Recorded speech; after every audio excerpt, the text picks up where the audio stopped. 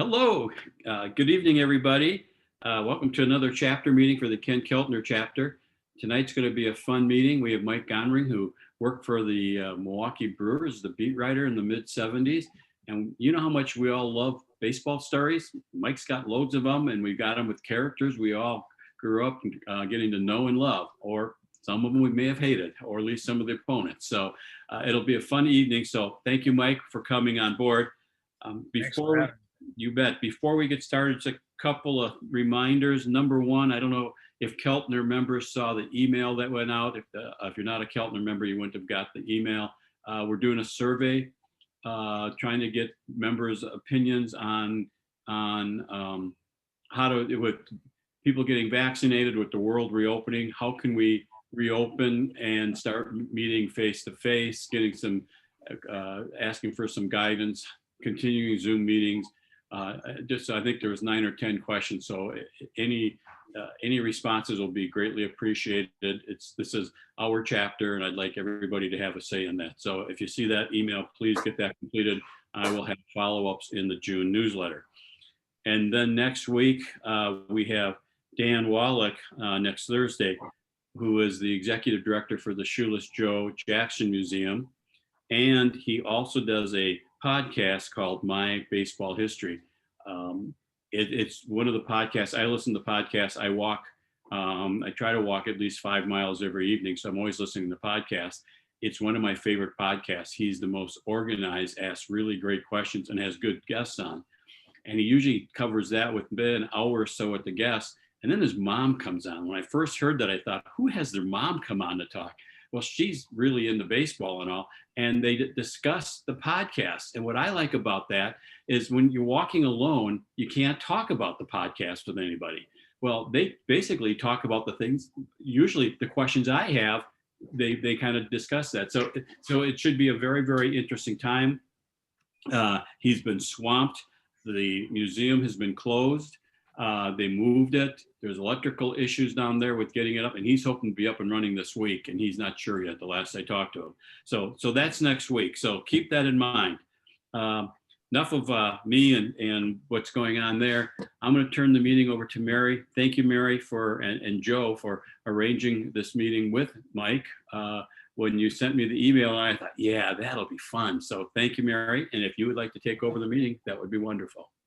Great. Thank you all for joining us, especially Mike for sharing his time. Just a little background, and I'll, just let me know if I'm making any mistakes here, Mike.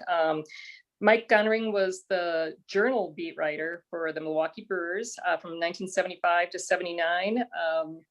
Not some real winning teams, but I think he saw the beginning of the careers of 2 Hall of Famers, the last 2 years of one of the greatest players of all time, 3 managers, and maybe we'll especially talk about Del Crandall.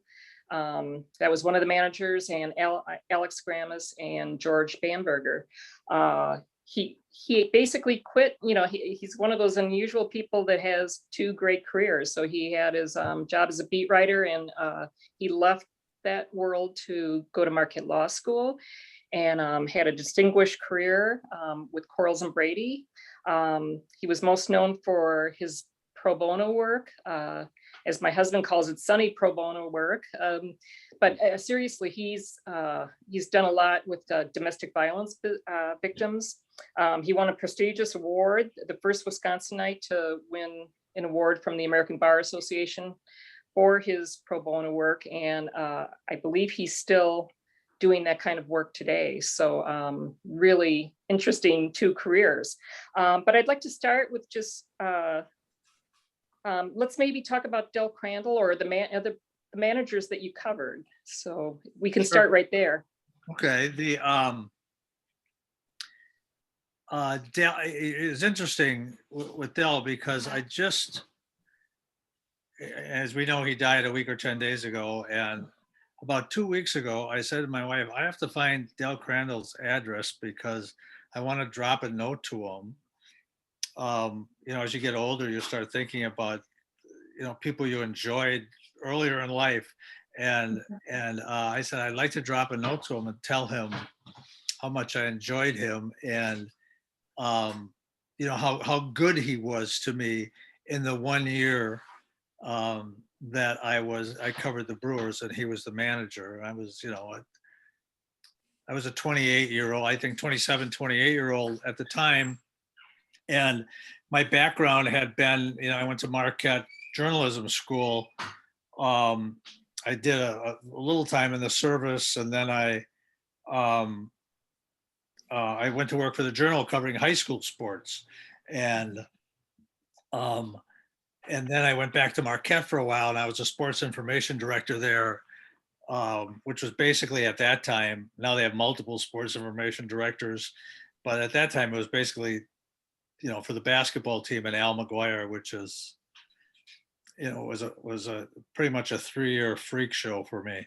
And then I went back to the Journal again and covered the state colleges. And then the Brewer beat came open. They asked me if I wanted. I said, sure. But it was, it was my first professional beat. And, if the manager hadn't been a good guy, I had covered some Brewer games on a fill-in basis when Dave Bristol was the manager. If the manager hadn't been a good guy, it would have been really difficult for me. But the manager and the players were good to me. But Del was just such a fine, good person. And, I don't think I ever had a difficult day with him. I think with all managers, sports writers get crosswise with him eventually. And I just can't remember doing that with Del. I mean, he had a terrible situation. He had a bad team, and they were trying to get fans out there. I don't know if some of you remember those days where they had the big signs up, let's have fun at the ballpark or whatever it was. And that was Del's deal, but he didn't have much fun because he really didn't have players. And, but he was very good to me. And years later, covering the Brewers, I was out in Oakland, and I can't remember what year it was, but he was managing the Angels A-ball team in Salinas. And I can't remember whether that was before or after he managed, I think, the Mariners in there. And I drove up to see him, and there he was, managing an A-ball team in Salinas, California. And he was the same down-to-earth, good guy he had been back in 1975. My first year covering the Brewers. So he was, I have nothing but good things to say about him. And I'm sorry I didn't come up with the thought of writing to him, 6 months earlier. But when he was fired and they hired Alex Ramis, that, as some of you probably remember, that was supposed to be a big deal because he was the third base coach for the Tigers, who were successful. But he was a third base coach for life, really. He was not a manager. He had the no mustache rule and no long hair. And this was the mid to late 70s. And that, that was asking a lot of players. And he just never related to the players at all. And I remember thinking in spring training, let's give him some time. But by mid-season, I think it was obvious to anybody who was around the ball club that he wasn't going to be successful as a manager. He had a very short fuse with the players. He alienated them in a number of ways. His dress code, hair code thing alienated them for sure. But then he did things like, I don't know if you remember, and I can't remember whether this was his first year, 76 or 77, but where he left Bill Travers out there in a game for like 14 runs and 16 hits. Just because he was mad at him, and he never explained why. And players remember that sort of thing, even though it didn't happen to them. They remember that sort of thing. So he lost the players his coaching staff wasn't bad, but he lost the players pretty early. There was another game where he got up from the bench in the dugout and went into the clubhouse in the middle of the game. He said because nature called, but nobody ever believed that. And it was gone for, an inning or an inning and a half. So he had no chance. He just wasn't managerial stuff. Again, he was probably a great coach working for a great manager, Sparky Anderson in Detroit, but he wasn't going to make it here. And then there was the Saturday night massacre in November of 1977. And I was working the desk at the Journal, which is in the off season. That was before the Journal. That was before the writers were unionized at the Journal. So it was, we were supposed to get compensating time. I remember, and I'm going a little off track here, but you're supposed to get compensating time. And so at the end of the season, I would go in and say, I have 8 weeks of compensating time. Basically, I had worked, 40 days of overtime.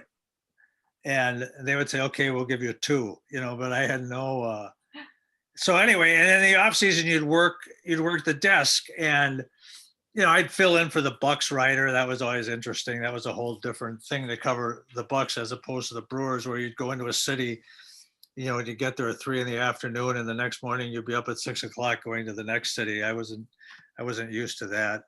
And I'd cover a Packer game here or there, but mostly I worked the desk. And at the Journal, as you remember back then, we were an afternoon paper except for Sundays, and we were a morning paper. So in the off season, I would work the Saturday night desk and take other people's stories and rewrite them. Or if there was a Brewer story to be written, I'd write that.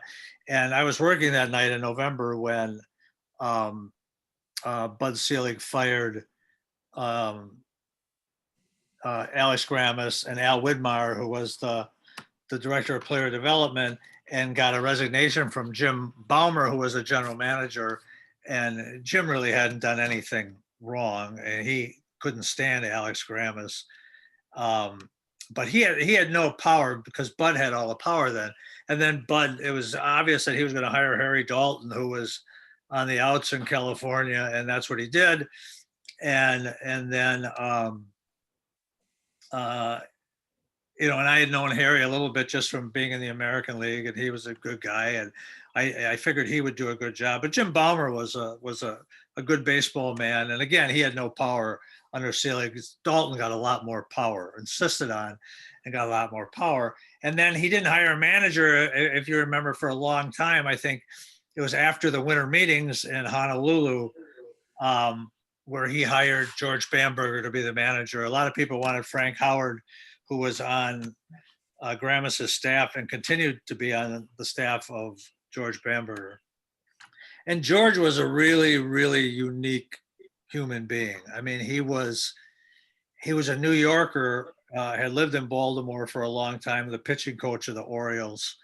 You don't see a lot of pitching coaches get hired as managers. Some do, but you don't see it often. But he was right to the point.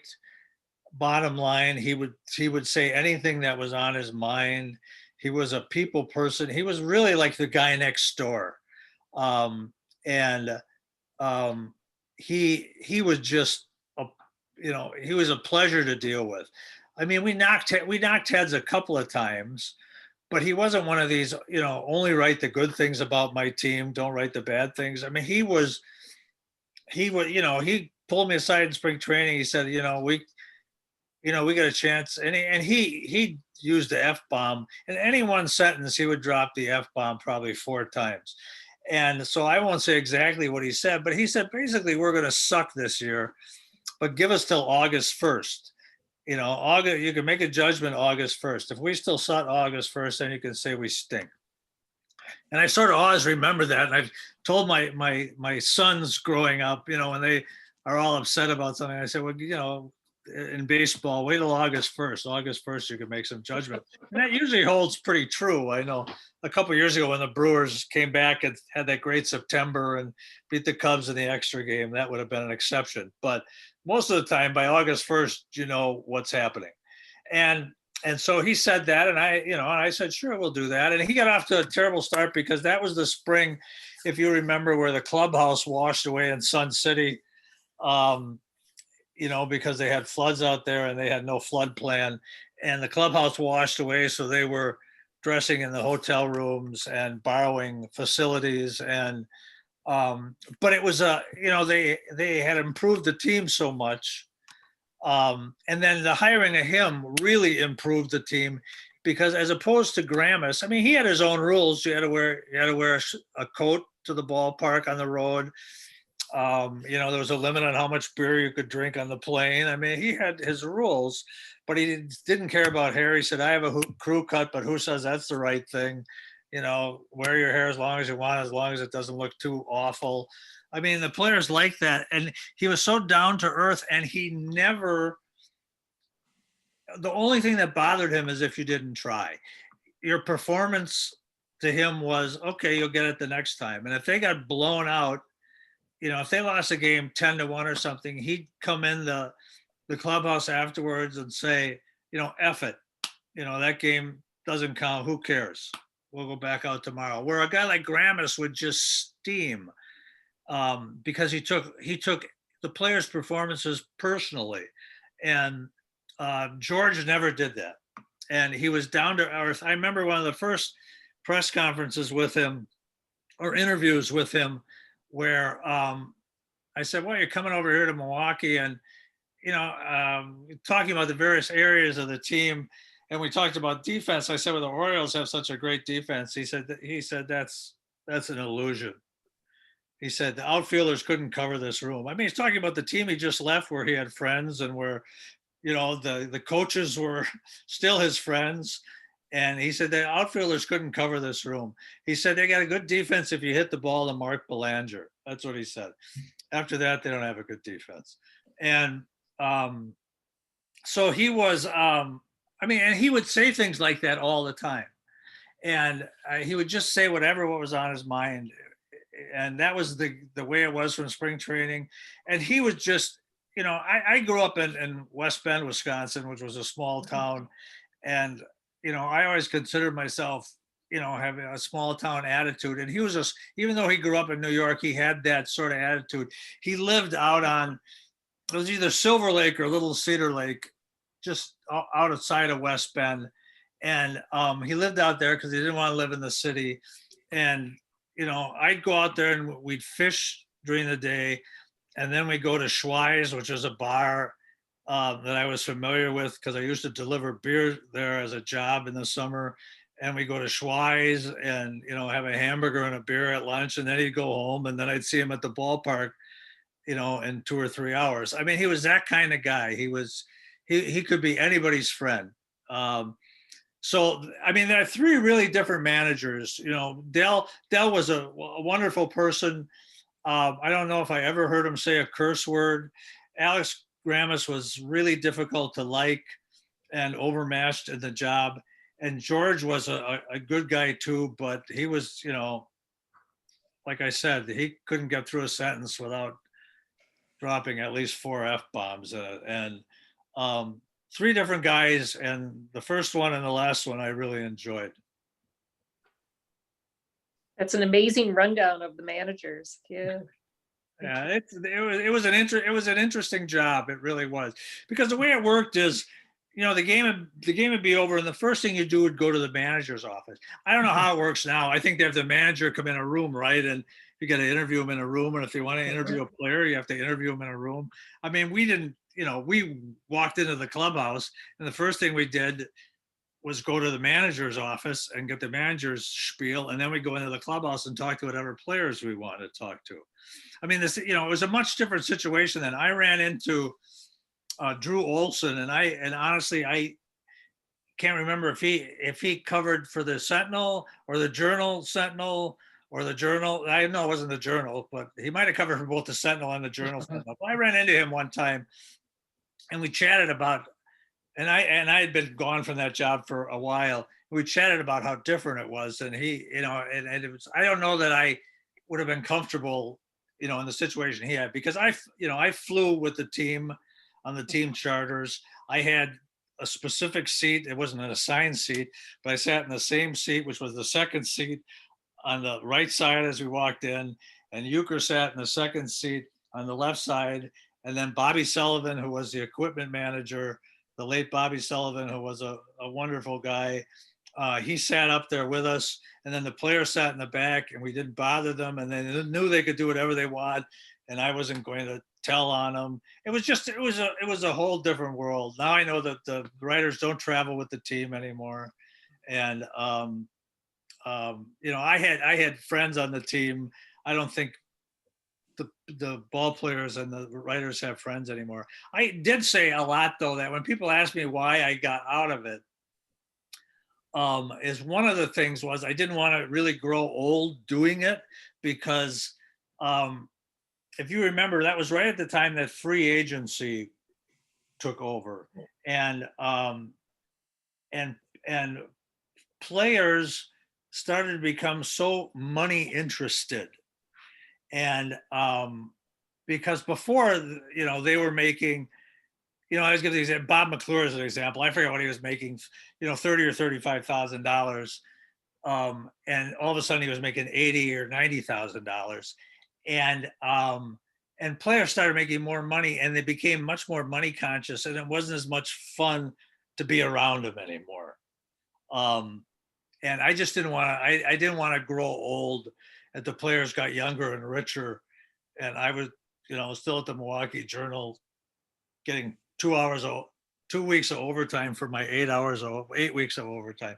So so that was one of the reasons I left. But so I when I covered there in the mid 70s, it was really a good time, I think, for sports writers in baseball. I really do. Yeah, you were at the end of an era, it sounds like. Yeah, I think that's true. I think that's true. And I got to see the Brewers become a decent team, and really the hiring of Dalton, and then George Bamberger, who had just a perfect managerial style, had a lot to do with it. And of course they in 1978, they added Larry Heisel and Ben Ogilvy and Paul Molitor, and suddenly they were hitting the ball. And and the interesting thing to me always, and I have, there was a guy who was a clerk at the Journal, and he worked an overnight shift, and I got to know him pretty well because when I went to law school, I needed a job. I had to work my way through law school, and so I talked the Journal into making me an overnight editor. So I would edit stories from midnight to 7, and then I go to law school during the day. I go home and get 3 or 4 hours of sleep, and then I go back to the Journal and edit stories. So I got to know this guy pretty well. His name was Gus Mustis, and he kept a scrapbook for me. I never asked him to, but he kept every story I wrote, whether it was a Brewer story or something in the off season, he kept a scrapbook. And when I left the Journal, he gave me all those scrapbooks. And I remember going back and looking at my stories from spring training in 1978, and I didn't think they'd be any good at all. And I don't think George Bamberger thought they'd be any good at all. Although he did say some interesting things, like, I think we're going to have really good pitching staff. And that was kind of funny to me because I didn't think they had much pitching, although hitting was like it is now. Hitting was the problem back then.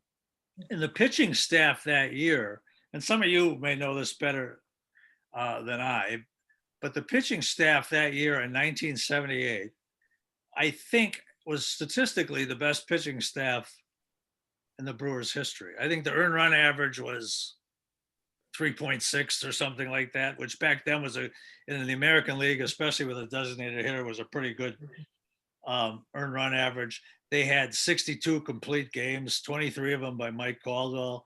They had a 22-game winner. They had like an 18-game winner. I think Larry Sorensen might have won 18 games that year. Caldwell won 22. They had, I think, maybe 5 pitchers with double-digit wins. I might be getting confused with the next year. They finished third in the American League East, and you could make the argument they were the third best team in baseball that year. They were just a really, really good competitive team, and that was all due to Bamberger and Dalton. And then the next year, which I covered through the middle of August, and then I went to law school, they were even better. I mean, pitching not quite as good, but hitting was much better. I think they had 4 300 hitters in the starting lineup. It's like the good old days, right? I mean, now you watch them and it's just painful. I mean, you got a runner on second to start the inning, and nobody's going to send him to third. I mean, it's just an automatic. In fact, the guy is probably going to strike out. It's painful now. Back then, it was a lot of fun. I agree. I think a lot of us would agree with you. Yeah. Any Bob Uecker stories? Or Bob continues to be a friend of mine.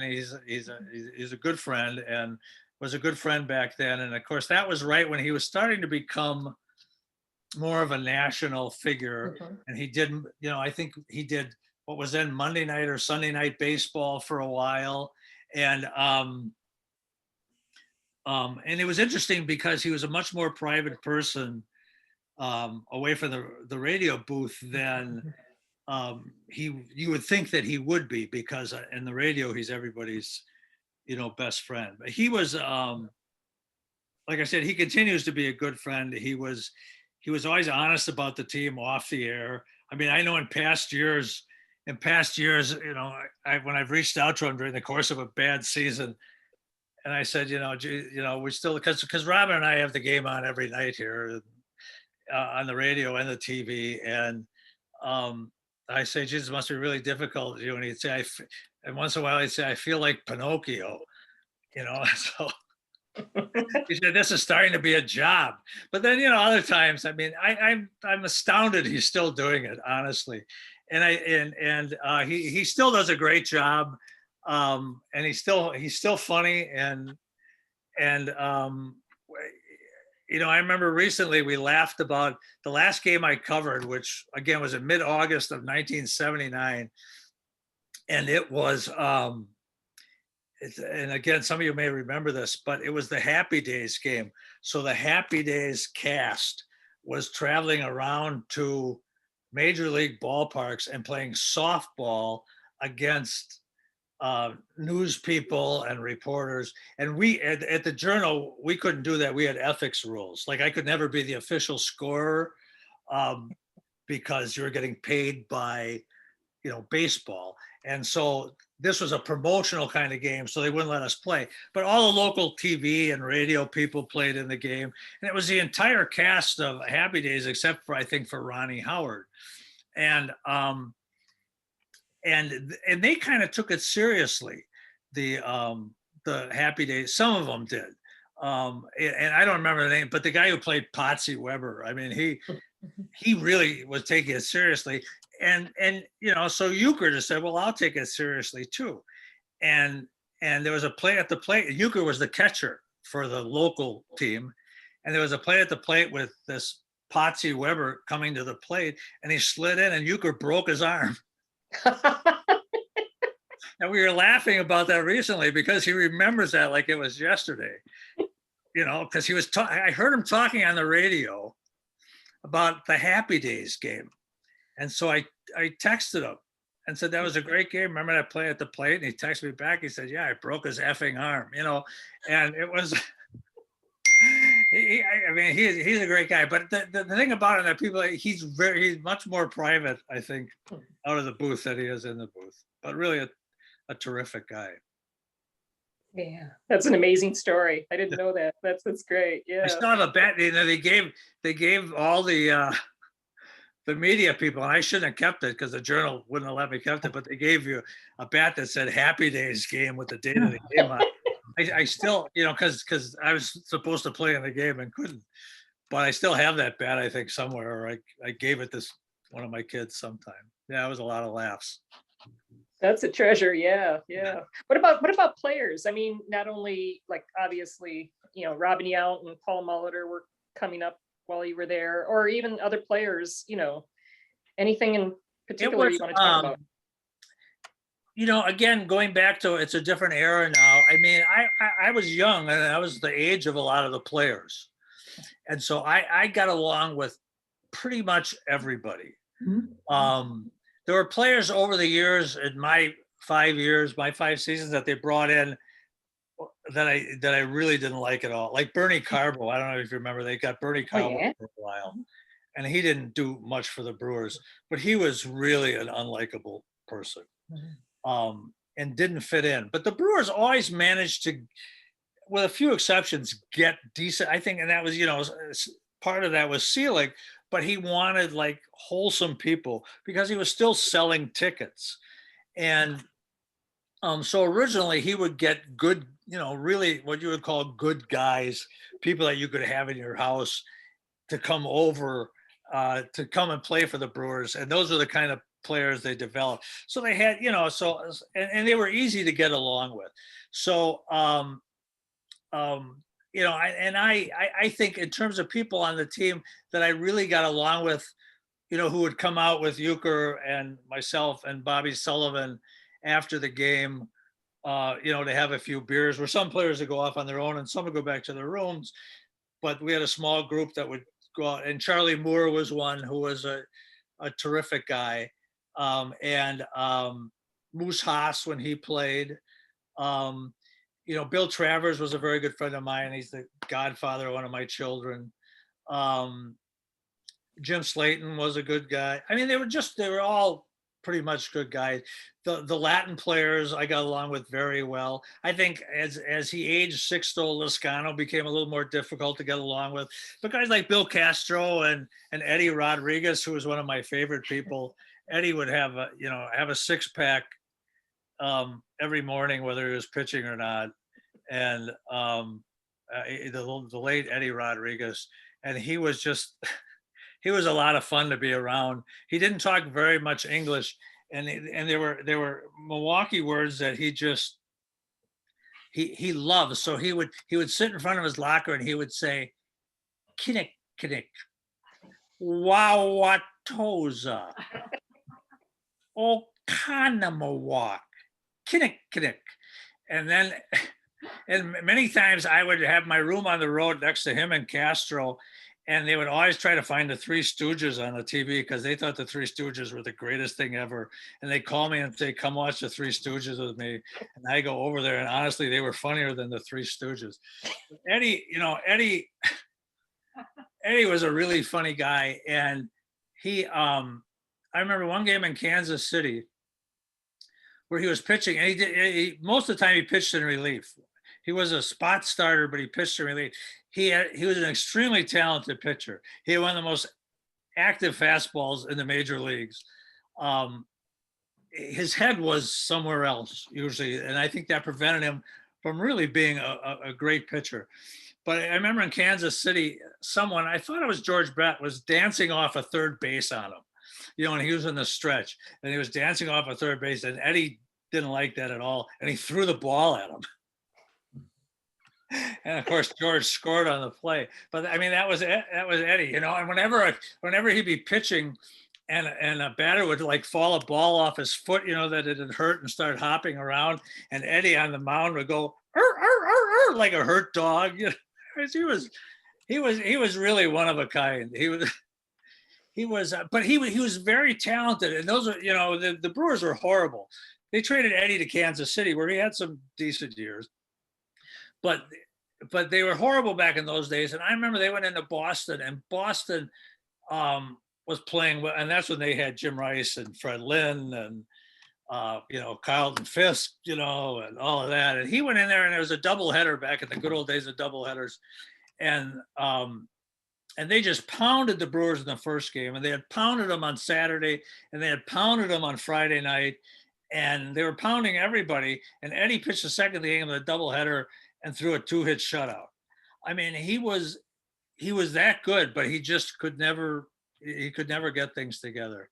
But they had a lot of characters back then. I mean, Mike Caldwell, who was a terrific pitcher, and you know, as everybody knows, threw some variation of a spitball, and they could never prove it, but he did, and he was a great, you know, sinker ball slider pitcher, and he got a lot of ground ball outs, which, you know, on the Brewers team, the Brewers just haven't had anybody like that, that consistent. Anyway, like I said, 1978, he won 22 games and completed 23. But he was from the mountains of North Carolina, and he went to North Carolina State. And the players called him Dirt because he was, and it wasn't because of the way he talked or the way he acted. He just had this feeling of dirt about him. And so they called him Dirt. And he was a great competitor. And he was nice enough for me to deal with. He didn't trust the press, but I got along with him pretty well. And I would see him in the off season once in a while, because they all would come to town in the off season, either to do, you know, getting Dick Hackett's station wagon to go to Green Bay or whatever. so he got along with them fine. But during the season, he was a little standoffish. But I remember sitting in the old, and this is one of my favorite baseball stories, and I've told it many times. He was sitting in the clubhouse in the old Memorial Stadium in Baltimore, and the visiting clubhouse back then, for furniture, and it was like just a big room with metal lockers, but in the center of the room was all this old furniture, and I don't know how old it was, but you could imagine who sat on it in the past, because it was tearing and ripping, and there were couches and chairs, and I don't know I'd been in the home clubhouse in Baltimore. I don't remember what it looked like. I'm sure it was better than this in terms of the furniture. The clubhouse itself wasn't anything, even the home clubhouse. So we were sitting around there one day before batting practice, and I don't know, there were 4 or 5 of us. And we were talking about players on the Orioles team. And so Caldwell was one of the people there. I think Travers was one, another 3 players. And somebody mentioned somebody on the Orioles, and he said, "I hate that effer." And everybody sort of looked at him, but that's who he was, And then they went on, and then they talked about another guy. He said, "I hate that effer too." And okay. And another guy in the same response, right? And then somebody said, so somebody finally tried to figure out, well, who do you like? And they said, what about Doug DeCinces? And I don't know if you remember Doug DeCinces. He was the third baseman for the Orioles, and he was the all-time nice guy. I mean, he was one of the nicest people I met inside or outside of baseball. And so they thought, okay, this will be a test. And he said, "Dirt, what do you think about Doug DeCinces?" He said, "I hate that effort too." They said, "Why do you hate him?" He said, "Because he plays for the other team. And if they traded me to Baltimore this afternoon, I'd hate all you efforts too." That's one of my favorite baseball stories. And that's the kind of guy he was. I mean, he was a great competitor. And if you remember that 1978 season when he won 22 games and had a 2-point-something earned run average, but Ron Guidry was what, 29-3 or 25-3 and with a 1-point-something, and so there's no way Caldwell was going to win the Cy Young. And he was so tough, and he was the Yankee killer that year. Right? I don't know how many times he beat the Yankees, but the Yankees could not beat it. And you talking about competitiveness, you may remember the time that the Brewers were playing the Yankees in New York, and Reggie Jackson flied out, and Caldwell was pitching, and Reggie came back, and on his way back to the Yankee dugout, crossed the mound, which is a no-no in baseball. And Caldwell jumped him and grabbed him by his gold chains and was choking him before he was pulled off. Those are the good old days of baseball, I'm telling you. Mike, I just took a look at his bio in Harvey's Wall Bangers. Yeah. No place does the nickname Dirt show up. We should have talked to you when we were writing these bios. We probably got some good stuff. Do they have any nicknames for him in there? Not really. There wasn't much in here. I was kind of scanning it quickly and trying to listen at the same time. And being a man, that means I have to do 2 things at once, and we know how we do that. But I didn't see any nicknames jump out. Nor stories about effers everyone he hated. But so that was Dirt. Yeah. So I mean, when I cover, they were, with very few exceptions, I got along well with everybody, and they were nice to me. And the person who covered for the Sentinel at the time was Lou Chapman, who many of you know, and Lou had covered the Braves, and the Sentinel and the Journal were owned by the same company, but there was a real competition between us, and I had an advantage because I was an afternoon paper. So Louis Chapman was always in a hurry to get the story done, except on Saturdays, of course, when he didn't have to do a story, and I was in his shoes. And so Louis was a little abrasive, I think the players thought. And there were stories in the Braves days when one time during a team meeting, they found him hiding in a laundry cart. And so those kind of, to cover what was going on in the team meeting. So those kind of stories, and I don't know whether that's true or not, but that was always a story. So those kind of stories kind of turned players off. But so a lot of times the players would wait till he left the clubhouse to go up and do a story, because again, he was on deadline, and we sort of had that arrangement that then they would talk when he left the clubhouse. So I got along pretty well with everybody. One of the more interesting players was Danny Thomas, who I think some of you remember.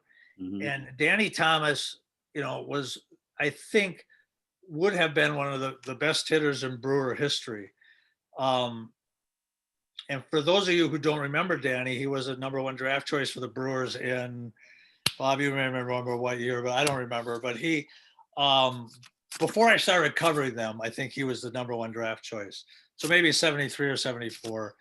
And he was a great hitter and a talented athlete. But he was mentally ill.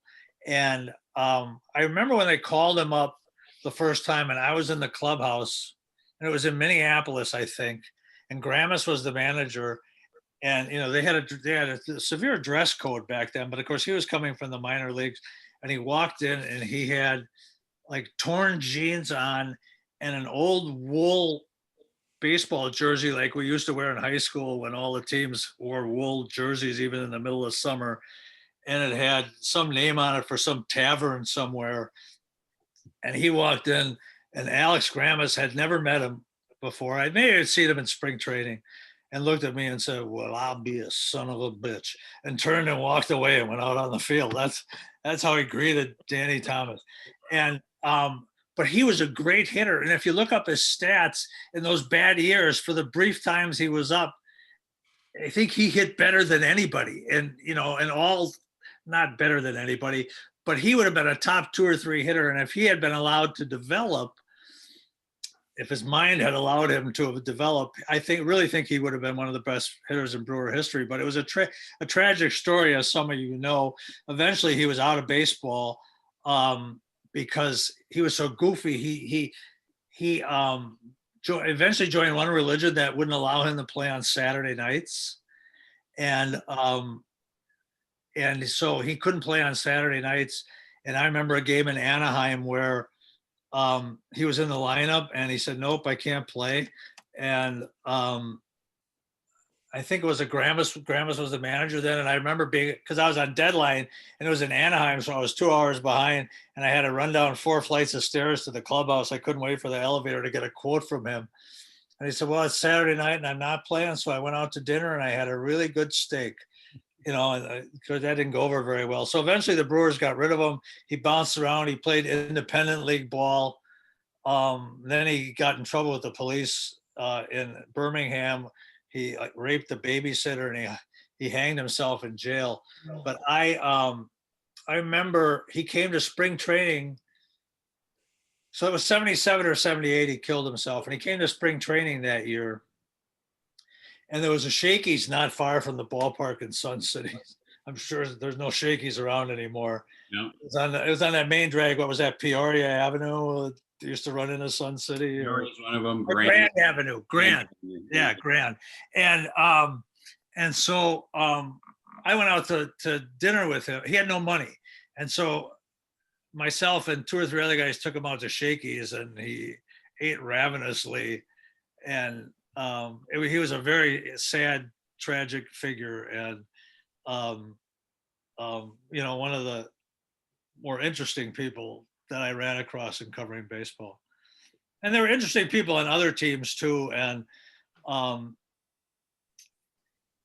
I often was able to get quotes from people on other teams, because on teams like the Yankees didn't get along with covering. If you were a newspaper man in New York, a sports writer in New York, that was a tough job covering the Yankees. And there was a pack of people, and I'm sure the Mets were the same way. And it was such an adversarial relationship with the team. And so as a visiting reporter, I could go in there, and all I have to do is identify myself as being from Milwaukee, and people like Thurman Munson would talk to me, as opposed to, they wouldn't say anything. Thurman Munson did not talk to the New York sports writers. But I was blessed at the Brewers to have, really, and I've said this 3 or 4 times, I mean, nice people to cover. I mean, they were, for the most part, really nice people. Wow, amazing. What did you think about like how they handled Paul Molitor and switching different positions, or did he ever complain about it or No, confide he in you? didn't really, because he wasn't a great fielder, and he was smart enough to know that his longevity in the game was going to be as a DH, and of course, was good enough to get him in the Hall of Fame, even after all the troubles he had, late in his career here in Milwaukee. So that was not an issue, I don't think. That they let him go continues to be one of the strangest, and Seelig still defends that. I read his book a couple years ago, and I think he was defending it in his book. And Bando, who I ran into a couple, I haven't seen him. I don't think he lives here anymore, but I used to run into him occasionally, and he would defend that. It's indefensible in my mind, that they wanted to keep him at the same salary as the year before, and the Brewers paid the price for that. I mean, he obviously went on to have. I mean, you look at him, and has anybody, and some of you may have the answer to this, has anybody hit as well as he has at age 39, 40, 41 ever? I mean, he had some of his best seasons after he was 35 years old.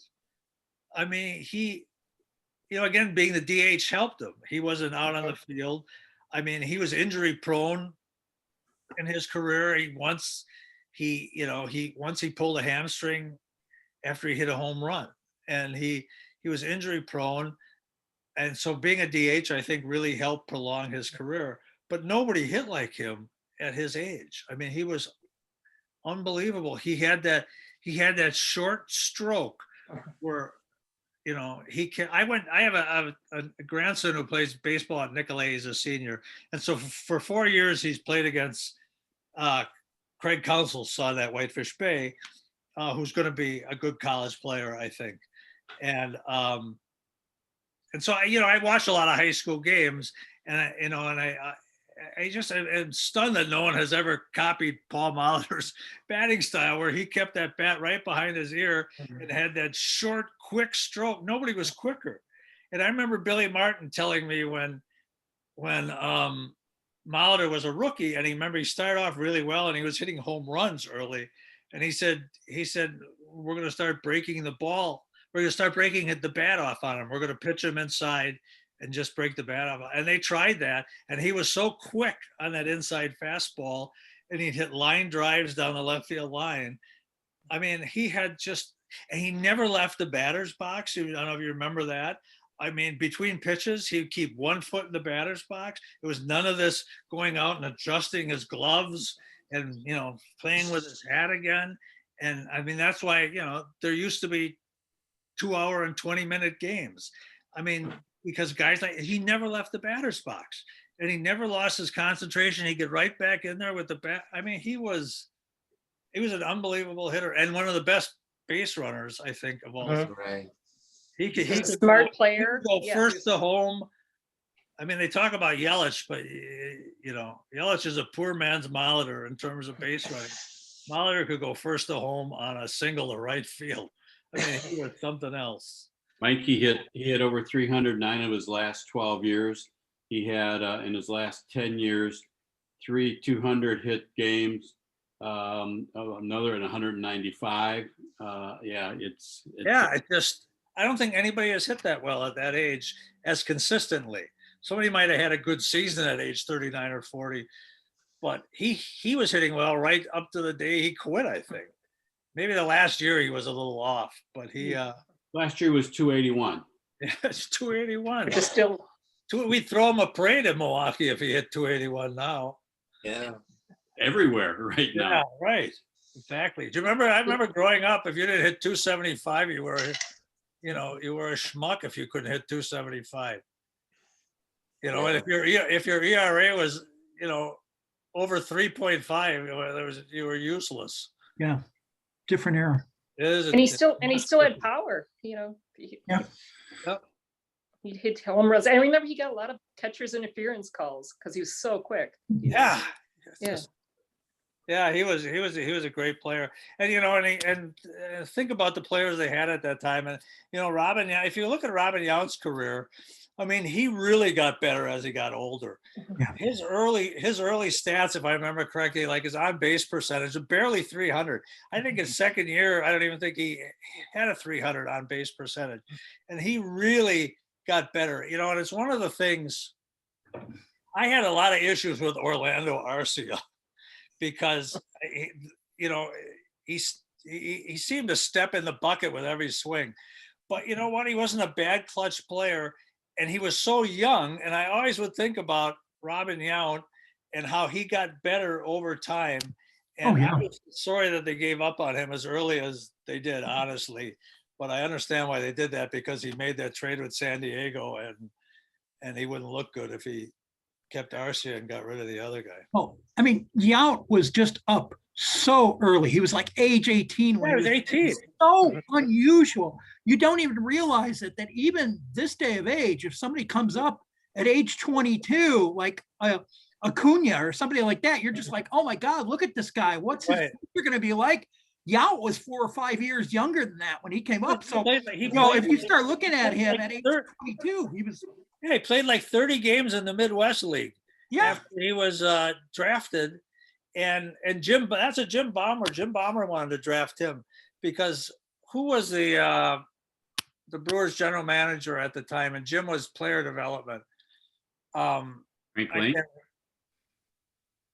Trader with Frank Lane. Lane. Yeah, you're right. Yeah, was it Frank Lane? Frank Lane at that? No, it was Wilson. I don't remember. Anyway, Baumer insisted on drafting him, and then Crandall insisted on, bringing him up at age 18. He said he's going to make mistakes, but eventually he's going to hit.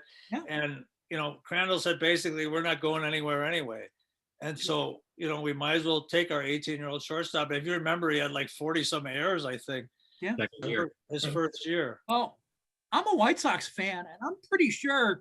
If one of his earliest games was against the Sox. I mean, I seem to remember, if it wasn't like the first series, maybe it was the second series that he came, but I remember them talking about this guy, and you're just like, wow, it's just so young. It struck an impression. That 18 years old. I mean, like, wow.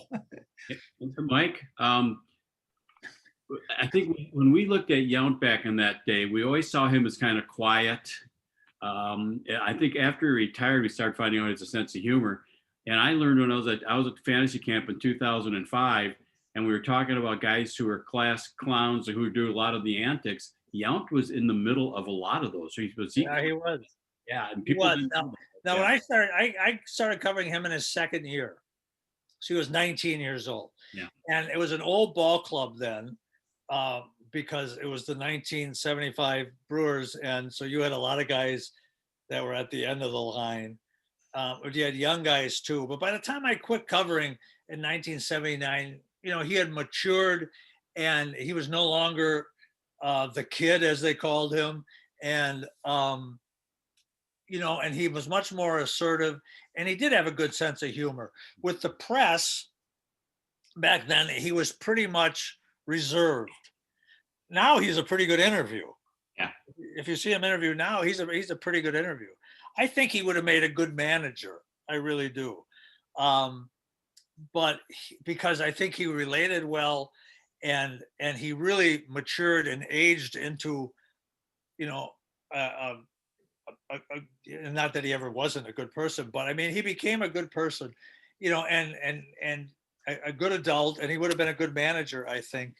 And he was just a solid ball player. I know there's arguments about him, and that was an age inductee into the Hall of Fame. But if you do look at his career, he really did get better as he got older. Mm-hmm. And his first 2 or 3 years, he wasn't much. Can I ask a question, Mike, on something you said earlier? Sure. You can't name names. So you said, so on the plane, we sat up front and the players knew they could do whatever they wanted. So what kind of crazy things did players do in the back of the plane that you didn't write about? And, And you don't have Yeah, to, it was more, you know, on the plane, it was more what they talked about okay? than wrote about. I mean, we would, you know, I don't think I'd be a very good modern journalist because the modern and I don't know what it's like now, but I think they write about everything, right? Although I'm backtracking a little bit, we don't get a lot of criticism of the Brewers, I don't think, in the local media. But you know, you would see the players out and about on the road, and you know, you would know who the players who would go out and have a good time, and whatever your definition of a good time is. And I don't think that was then, and I don't think it was now, a subject to report about. But but on the plane it was, you know, they would sit back there, and the managers and the coaches wouldn't be back there either. And so they'd be ripping on the manager and the coaches. They'd be, you know, talking about what ball players talk about all the time, which is, you know, other players and women and everything else.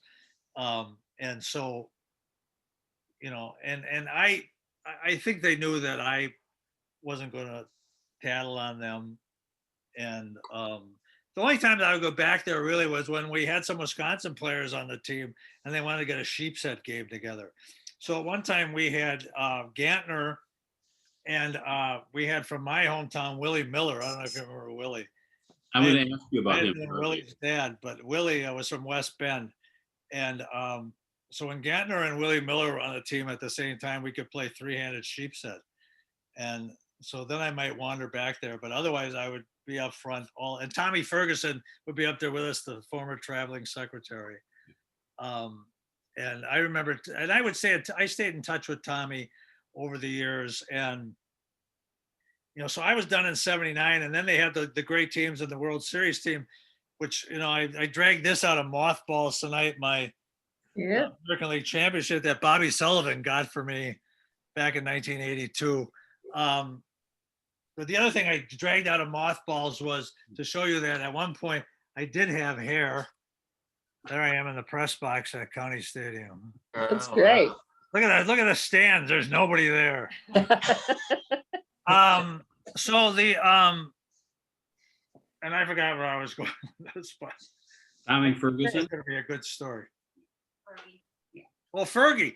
So Fergie, when I would see Tommy Ferguson, and if you remember Tommy's background is he worked for the Angels for many years, and then he had a background in Boston. He started with the Red Sox as the clubhouse boy, bat boy, and then a clubhouse boy, and then he worked for the Angels, and then he came to Milwaukee and was the traveling secretary. And they had a difficult job because they would, you know, the traveling secretary was always under pressure from the player. You know, why do we have to wait for the plane this long? You know, all these gripes the traveling secretary took. Mhm. And I remember him telling me in the 82 season how awful it was because Raleigh Fingers was just like, I remember him telling me Raleigh Fingers was just so awful to deal with because he cut him no slack, where, you know, back in the day, the players it wasn't Fergie's fault that the planes were late. But, you know, Raleigh Fingers was just awful to him. I remember thinking, well, I'm glad I'm not there anymore.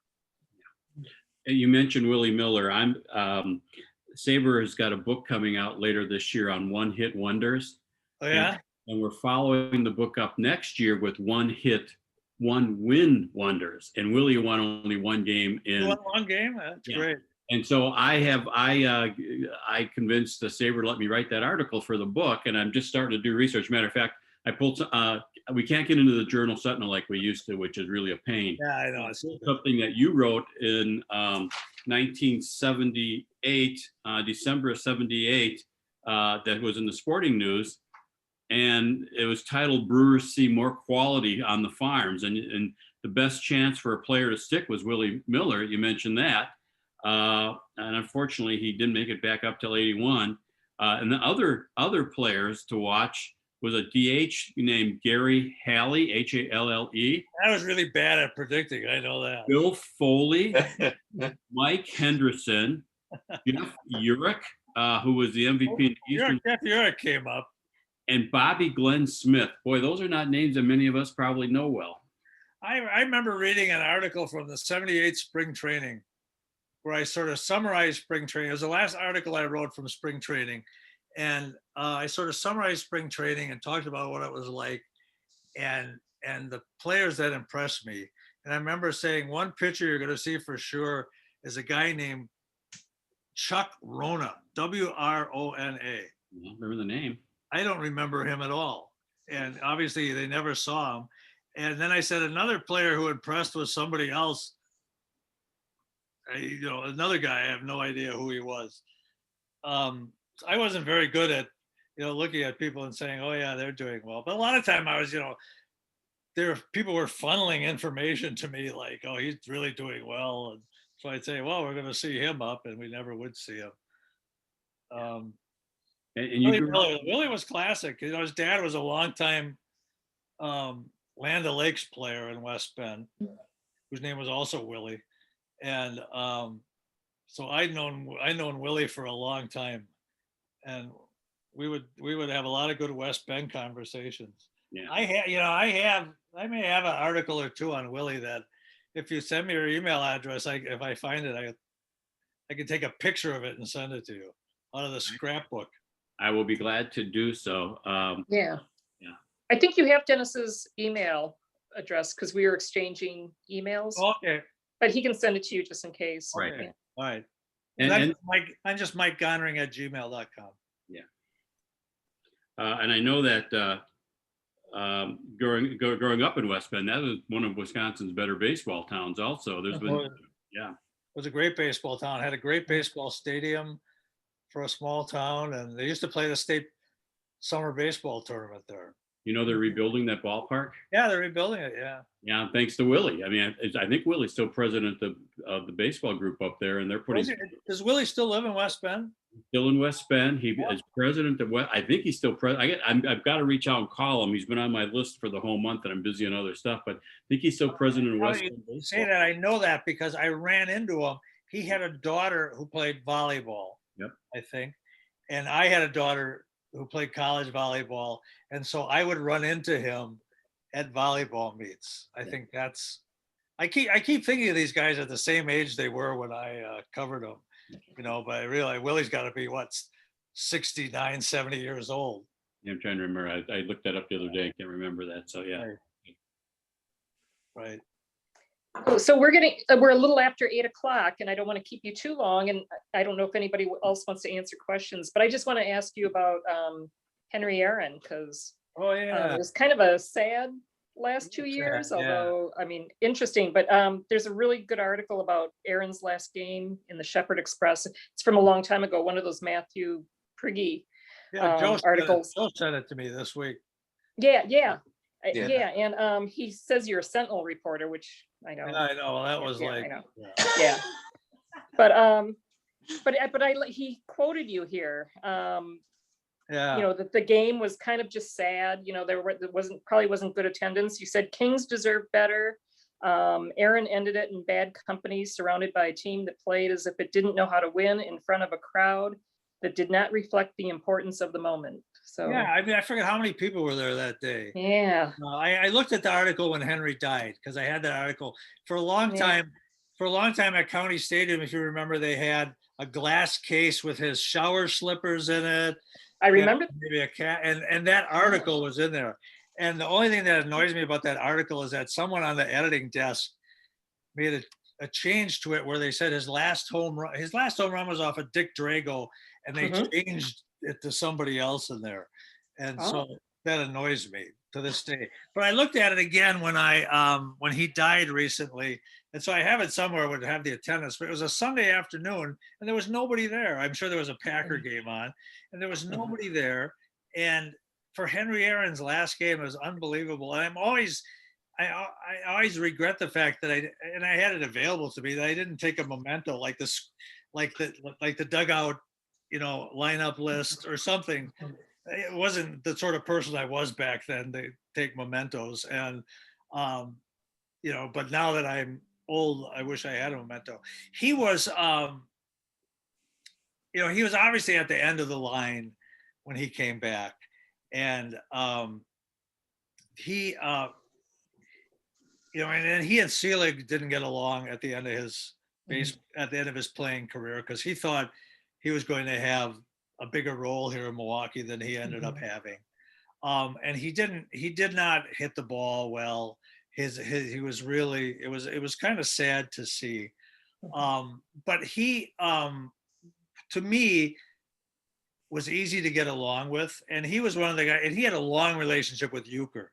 So if, often if we were going out somewhere, he was coming along after a game, for instance, to have a few beers, but it was hard for him to do that because he was so famous.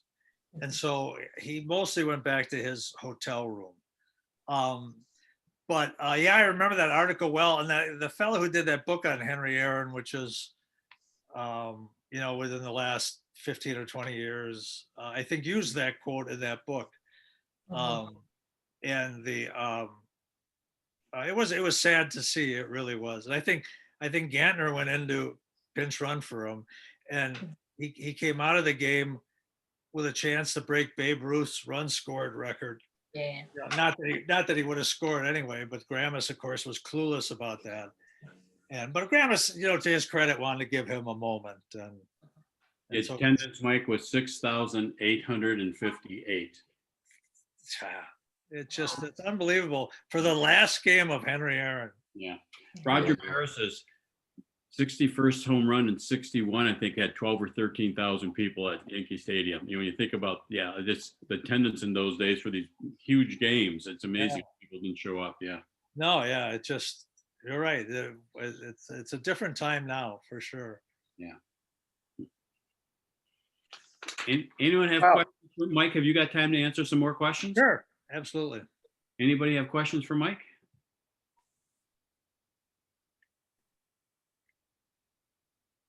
Works for me.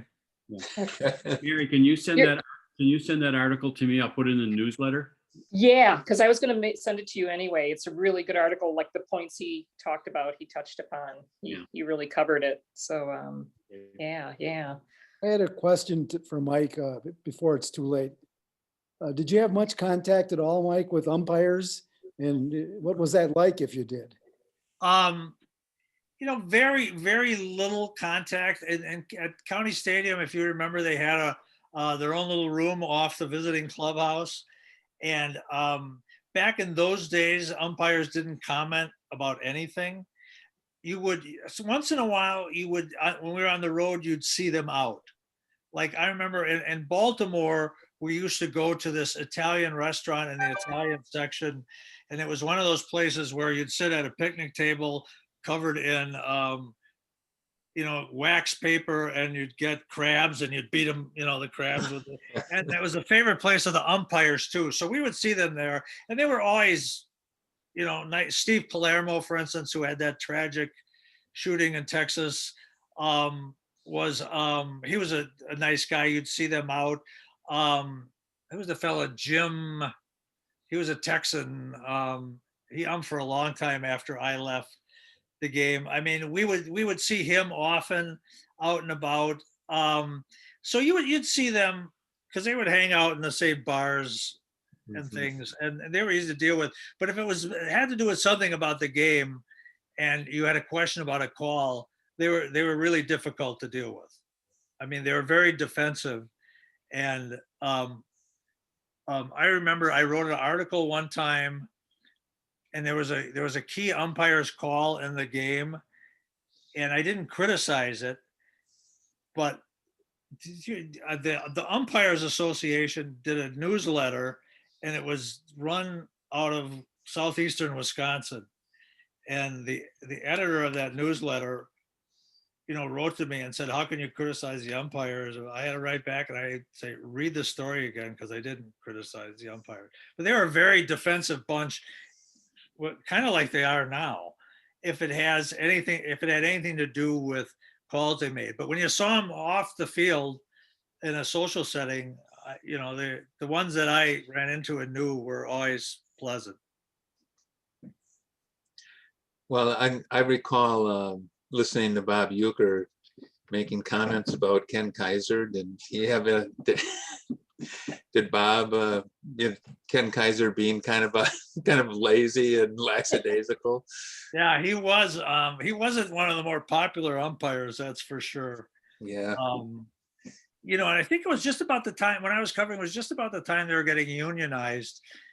I may be off a little bit, but once they got unionized, of course, then they had a lot, so much more power. And then they started picking fights, rather than, players would go after them, but they would start the fights. Yeah.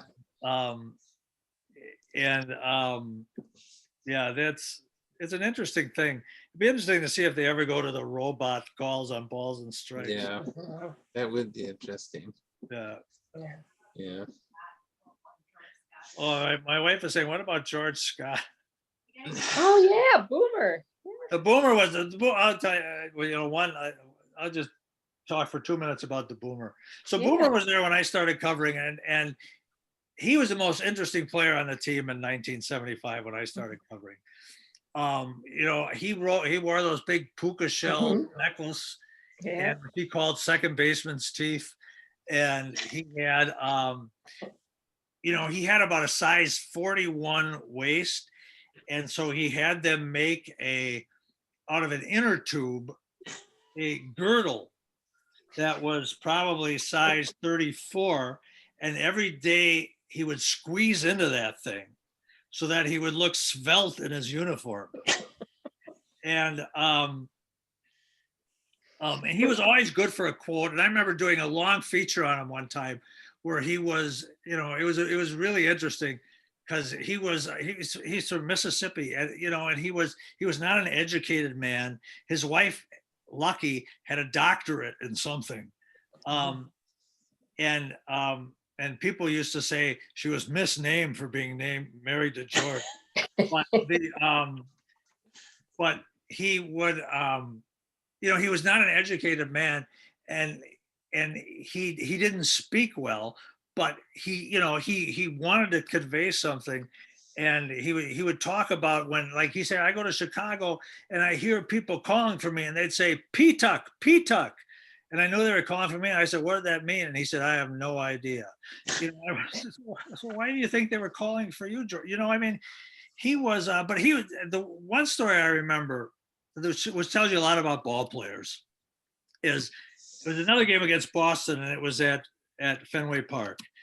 And they, and the Brewers weren't doing anything, and the Red Sox again in '75 had a good team, and it was a Saturday afternoon game, and they beat the Red Sox in a really well played game, 4-1 or 4-2, or it was out of the ordinary for them and for the Red Sox. And George had hit a ball that the official scorer scored an error, and so when I came down to the visiting clubhouse to do the story, and again, it was a Saturday, so I was a morning paper, but it was an afternoon game, so I was in no rush. Before I even got to the clubhouse door, he was waiting for me outside of the door to the clubhouse. And he said, how could you let them score that an error? That was a hit. And I said, I'm not the scorer, George. The scorer is here in Boston. He said, but you're my representative in the press box, and you have to get me hits, not errors on those. And I said, you just beat the Red Sox. You ended a losing streak, whatever they had going, and this is the most important thing to you? He said, I need my hits. I felt like dealing with ball players was like much of the time, honestly. Yeah. They're not all fully developed or grown, I guess. Yeah, they're not. Yeah. They're playing a children's game. And they never do develop, probably. I just think of one or two more stories, then I'll be done. So I keep thinking, as the names come up, and I don't know if you remember Tom Murphy. Tom Murphy was a pitcher they got, I think, from the Red Sox and traded back to the Red Sox, or they traded him to the Red Sox, I think for Cecil Cooper. But Tom Murphy was a well-read, interesting guy, and he had a twin brother who played wide receiver at Northwestern. and I forget what his name was, but they were identical twins. And so one day Tom Murphy had his brother suit up, shag fly balls, and go to the bullpen at the beginning of the game. Crandall did not like that very much. And then another time, Jim Colburn, who was one of my favorites, one time dressed up as an umpire. It might have been just before Henry's last game that same season. He went into the umpire's locker room, talked them out of a uniform, and went to home plate. And when Crandall brought out the lineup card, he gave it to Colburn, not knowing it was Colburn. And Colburn said something like, "Why isn't Colburn starting today?" You know, something like that. It was, Oh my a gosh. lot of fun like that, even when you were having a terrible season. Yeah. All right, I tell stories forever. But I didn't even tell Al McGuire stories, which Oh, wow. Oh, that's there's a whole other there's a meeting. similar basketball group. I'll do that sometime. But Absolutely. Yeah. Any more questions from anybody? I have a quick know, so- question for Rick. The 50th anniversary, we started talking about Del Crandall, and I thought this would be a good spot to bring it up at the end. You had a really good experience with Del and working with Del during that 50th anniversary of the 57 team, if I recall. I think you're muted. Yeah, he was really, really good. All of them. I give the Brewers credit for so much organizing that is composed compared to the Bucks now who are celebrating their 50th, where nothing is happening. But Del Crandall was really class, and they all were. And people said, "Oh, Covington ain't gonna come," and he came and did everything, and there was a real reverence for that moment, and the players revered that moment too. And you know, him mentioning those stories, and like Mike mentioned earlier, Del was really a class guy. Every time you met him, it was just amazing. He was so friendly and outgoing and really, really good. Really an upstanding guy. I mean, And his kids are real good. They're on Facebook. We exchange stuff. They're very reverent of the game too, and so much class that he exhibited. And you further expounded on that today. Expanded on that. It was good to hear your relationships with him. It was really enlightening.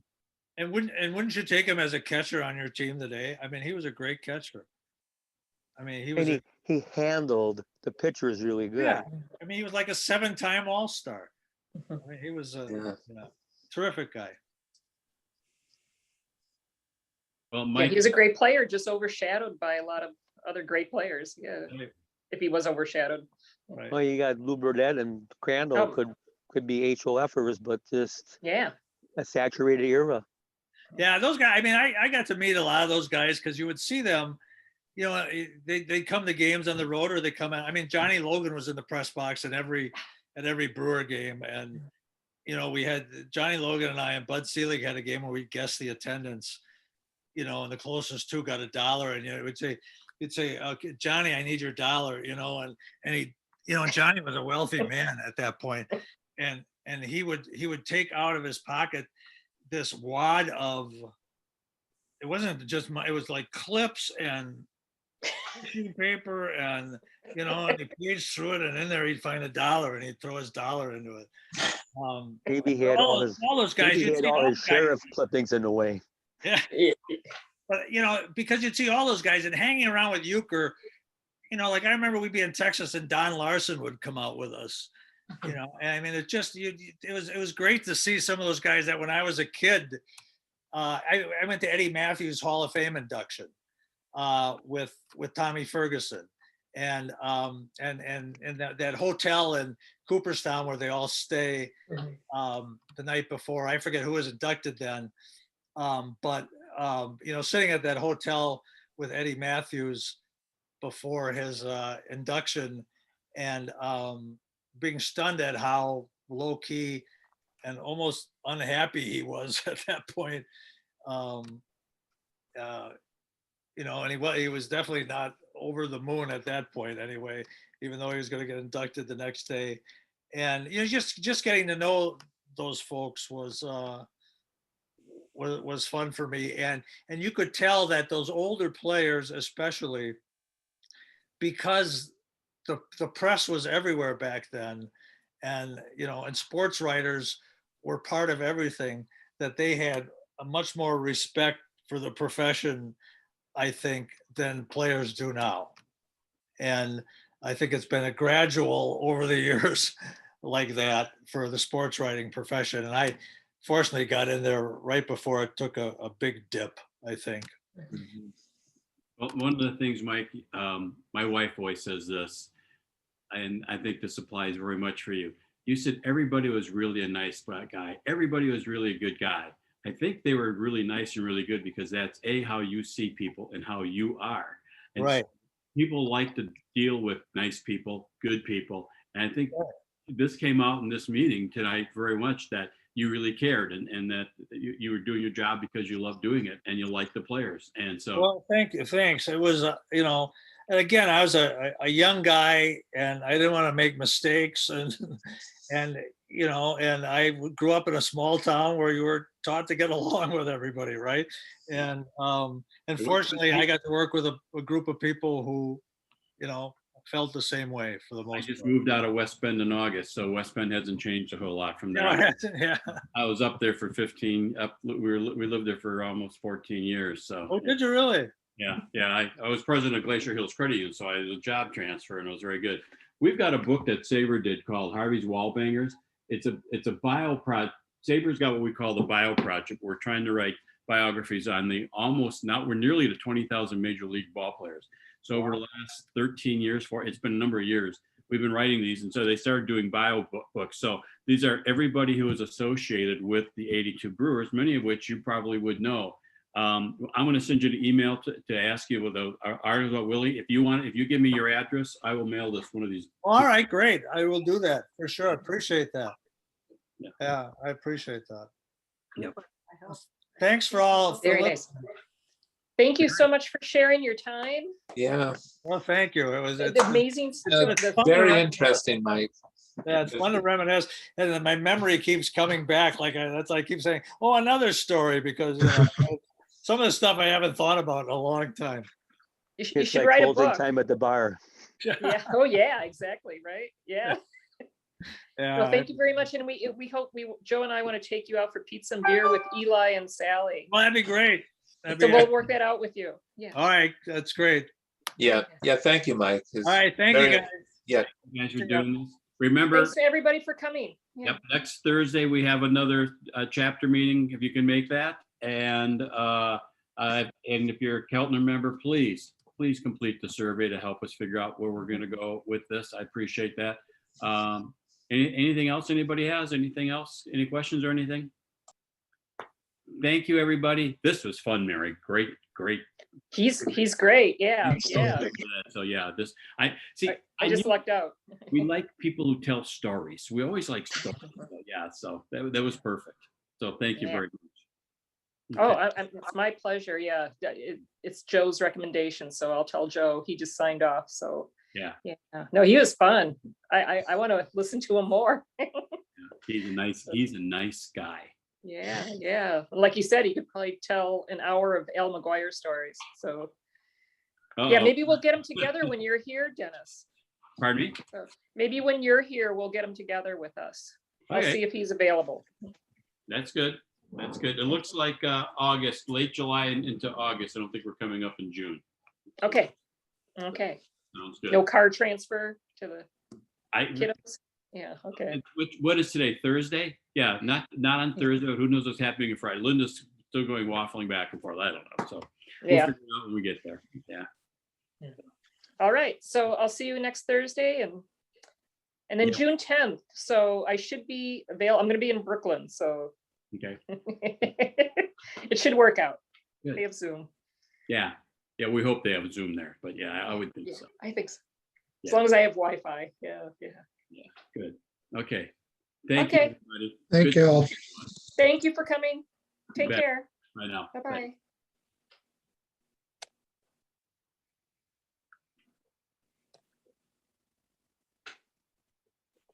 Thank you, Rick. How you doing? Real good. Good. Doing real good. Yeah, everything's going good. Yeah. Did you see the survey? Yes, I did. I already returned it. It was very good, very hard hitting survey. Really good questions. You know, I wrote it and wrote it and wrote it and then changed it. And I woke up one night in the middle of the night thinking about it. And then once I got it done, Well, I you didn't- just interrupt. You can see it wasn't just a spur of the moment thing. There was some real work put into that survey. well, thank you. And then I got it done, but I didn't know how to get it out so I could email it.